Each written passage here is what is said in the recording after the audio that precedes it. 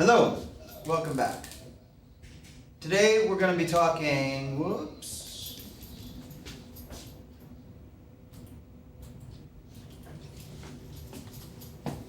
Today we're going to be talking about the agreement of articles, nouns, and adjectives, and we're going to be talking about how we use adjectives in Spanish. So, let's start off with how we use adjectives in Spanish. If you remember from the other day, in Spanish we always have masculine or feminine and singular or plural when we're talking about our nouns. And so all nouns are either masculine or feminine, and they're either singular or plural, giving us 4 total types of nouns: masculine singular, masculine plural, feminine plural. We also had definite and indefinite articles that went along with that same scheme. Okay, so we always have a masculine singular article that goes along with a masculine singular noun, for instance, such as el chico. And if you remember, we talked about how we can't say la chico, we can only say el chico. It's important that we have what's called agreement there. Agreement simply means if one thing is masculine singular, the other thing needs to be masculine singular. That goes for all of the different types of nouns. This applies as well to our adjectives. And if we're going to make our adjectives agree with our nouns, that means we need to know how to change our adjectives so that they will agree. So, many of our adjectives in their basic form end in a noun.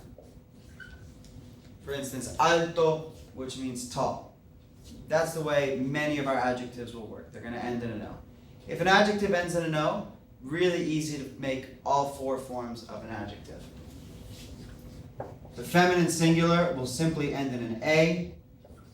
The masculine plural will end in an OS. And the feminine plural will end in AS. Okay, so essentially the masculine ends in an O, the feminine ends in an A. And to make either one plural, you simply add an S. Some adjectives will end in an E, or they'll end in a consonant. If that's so, as in the case of inteligente or fácil.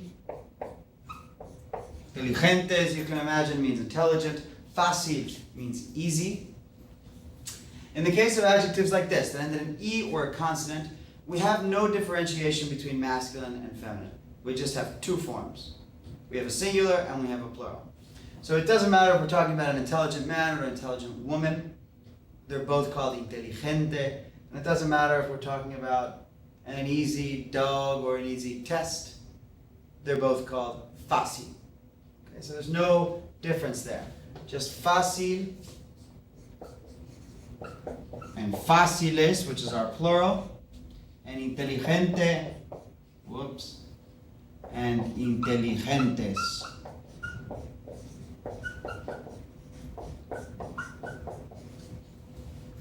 Okay, so for adjectives that end in a consonant or that end in an E will only have 2 forms. The only time that's not true, there is one exception to this rule. That exception is for adjectives of nationality. Our adjectives of nationality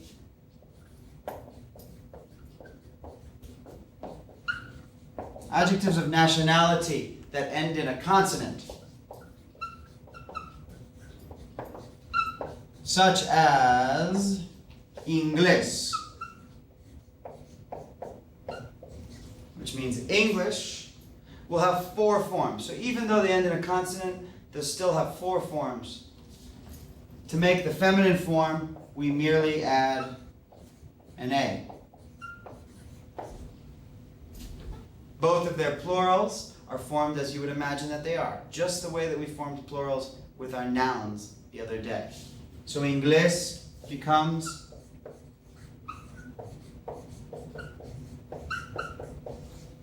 ingleses by adding an ES, and inglesa becomes inglesas by adding an S. Pretty simple. Okay, so many of our adjectives will have 4 forms. Those are the ones that end in O. When you first learn them in your vocabulary, you'll learn them with an O. So you'll learn alto, bajo, corto, delgado. If an adjective ends in an O, you know that it has 4 forms. One will end in an A, one will end in an OS, and one will end in an AS, in addition to the original form. If an adjective ends in an E or a consonant, it will only have 2 forms, singular and it's plural. We have the exceptions of the adjectives of nationality. Forming the plurals of all of these is just the way that we form the plurals with the nouns. So if it ends in a vowel, add an S. If it ends in a consonant, add an ES. Okay? And if it ends in a Z, change that Z to a C, then add your ES. Many people look at the way that Spanish is formed and they often talk about Spanish being backwards. Usually what they're referring to is the way that adjectives are used. So in English, our adjectives generally precede the noun. So we say big book, or tall man, or pretty woman. In Spanish, it's backwards, and so our adjective will normally come after our noun. Okay, the only time that doesn't really happen is with adjectives regarding numbers. Right? So if we want to say 2 men, we say dos hombres. We don't say hombres dos. We say dos hombres. Okay? So, the important thing to get from this, or one of the important things to get from this, is that when we're discussing agreement, we need to make sure that agreement spreads through an entire phrase. So if we're talking about the tall boy, we say el chico alto. It's really, really, really important that everything matches. So el is a masculine singular article. Chico is a masculine singular noun. Alto is a masculine singular adjective.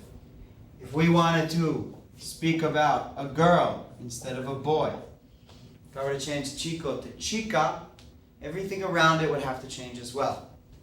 So our article would need to change to la, and our adjective would need to change to alta. This is called agreement, once again. Everything in its right place. If I wanted to talk about a group of boys, it would be los chicos altos. And if I wanted to speak about a group of women, or girls rather, it would be las chicas altas. Everything must agree. Feminine plural, feminine plural, feminine plural. See? You can see some basic adjectives that we'll learn in this first chapter in your book on page 17. You can also find them on the accompanying PowerPoint demonstration. Let me just do a couple of examples of the type that they had in the book for you so we can make sure that we know what's going on. Let's say I asked you the question.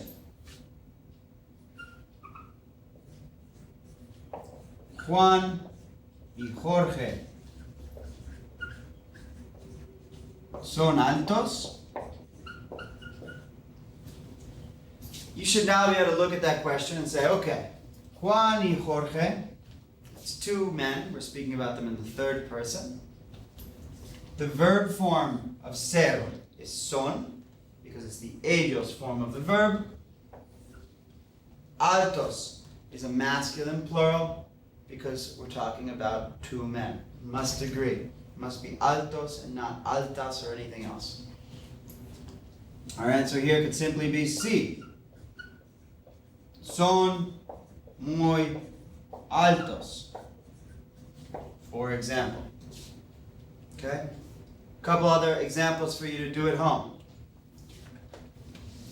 Let's say I wrote el muchacho bajo and then changed muchacho to muchachas. How would you change the other words to fit with this?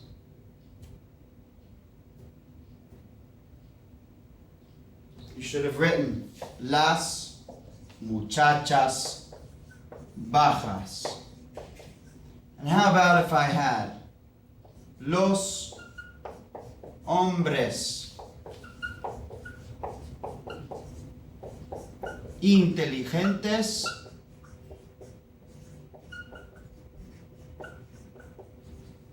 and changed this to mujeres, let's say mujer instead of mujeres, change that to mujer. How would you change the rest of the sentence or phrase? You should have changed it to la mujer inteligente.